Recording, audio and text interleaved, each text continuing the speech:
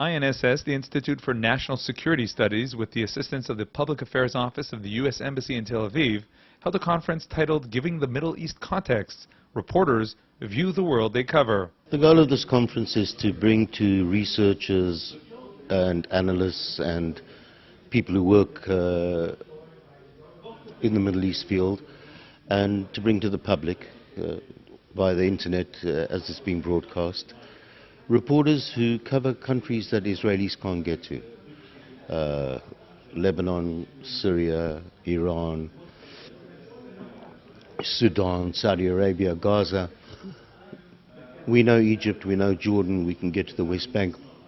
So the idea was to bring people who can give us texture and understanding to societies they cover. These are people who actually physically go to the places we read about.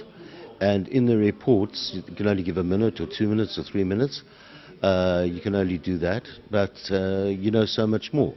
So the idea was to bring to an audience from countries we can't get to the depth of knowledge of the people who cover them. The conference featured reporters who spoke about how things look from the inside. The positive words said by some of them about the regimes in the countries where they're situated strengthened the opinion of journalist Tom Gross, according to which world media is far from objective. First of all, I'd like to say it was a good, interesting conference. There was a good variety of speakers. Each speaker has a different style, a different personality, and so on. But it's also revealing, or maybe confirming, that a lot of foreign correspondents, even though they claim to be objective, and they probably genuinely think they're objective, they are in fact anything but objective. Well, the particular journalists we heard here today are very professional people. The New York Times, Christian Science Monitor, Wall Street Journal, so on and so forth. These are the people at the very top of their professions. You don't get to work for these media unless you're the very best. And they wouldn't remain working for this media for very long if they weren't good and they weren't objective. The gentleman from the Netherlands, from Dutch TV, he was praising the Saudis, significantly praising them after his trip there. He even praised women's rights in Saudi Arabia, which I found quite incredible.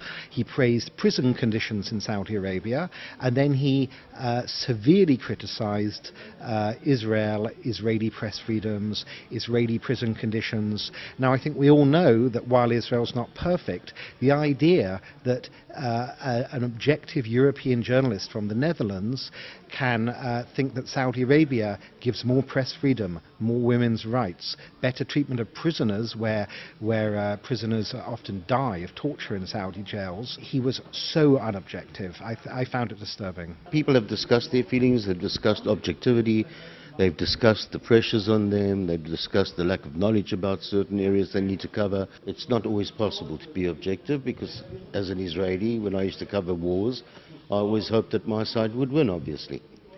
But that doesn't mean that we didn't bring the truth. And what this conference is about, it's called In Pursuit of Truth, really. And that's what it's all about. These people try very hard to bring you the truth. INSS is involved in research and analysis in many fields related to national security. With events like these, the Institute emphasizes the connection between security and the world of media. Obviously, media has become a weapon in war. And the Israeli defense establishment is slowly beginning to recognize the importance of media when it fights a war. And the issue now is that we're working on here is media, in public diplomacy, you need information, and therefore the intelligence services have to think about that aspect of it as well, and that's what we're working on at the moment.